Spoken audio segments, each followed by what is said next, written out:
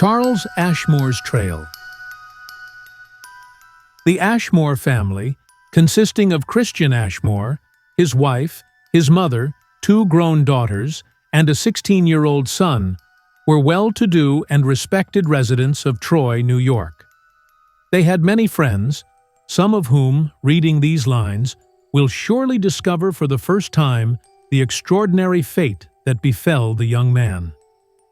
The Ashmores moved from Troy to Richmond, Indiana, in 1871 or 1872, and a year or two later, they settled near Quincy, Illinois, where Mr. Ashmore purchased a farm.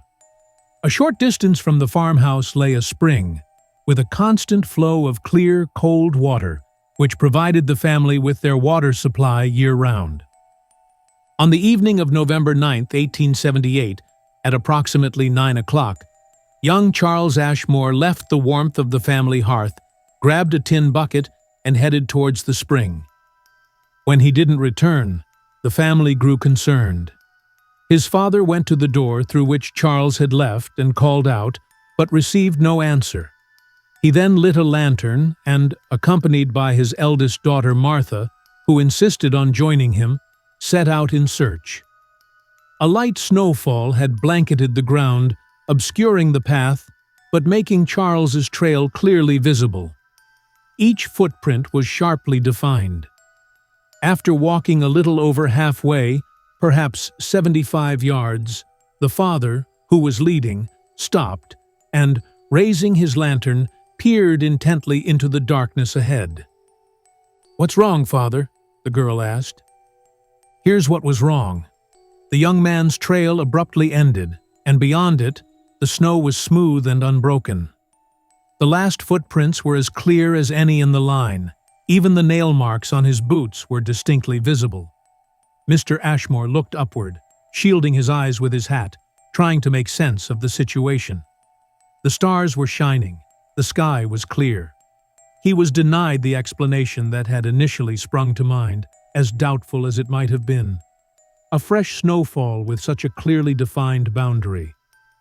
Taking a wide detour around the last set of footprints, so as not to disturb them for further examination, the man continued towards the spring, the girl following, weak and terrified. Neither had spoken a word about what they had observed. The spring was covered in ice, a few hours old. Returning to the house, they noted the appearance of the snow on both sides of the trail, its entire length. No tracks led away from it. The morning light revealed nothing new. The snow lay everywhere, smooth, spotless, and unbroken. 4 days later, the grief-stricken mother herself went to the spring for water.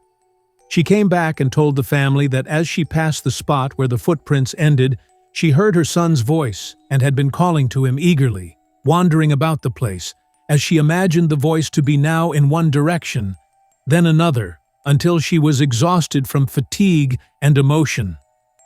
Asked what the voice had said, she was unable to recall the words, but insisted that they were perfectly clear. Instantly, the whole family rushed to the spot, but heard nothing. The voice was attributed to an hallucination caused by the mother's immense worry and her agitated state.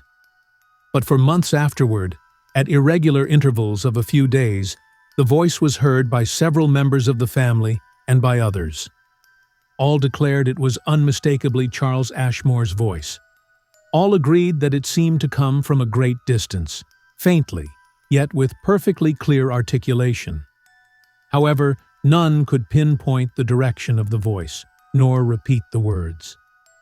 The intervals of silence grew longer and longer, the voice fainter and farther, and by midsummer it was heard no more. If anyone knows the fate of Charles Ashmore, it is probably his mother. She is dead. The end. If you like the story, hit that like button and subscribe for more videos. Let me know your thoughts in the comments below. Was there anything that surprised you? Who's your favorite character in the story? I can't wait to hear your thoughts.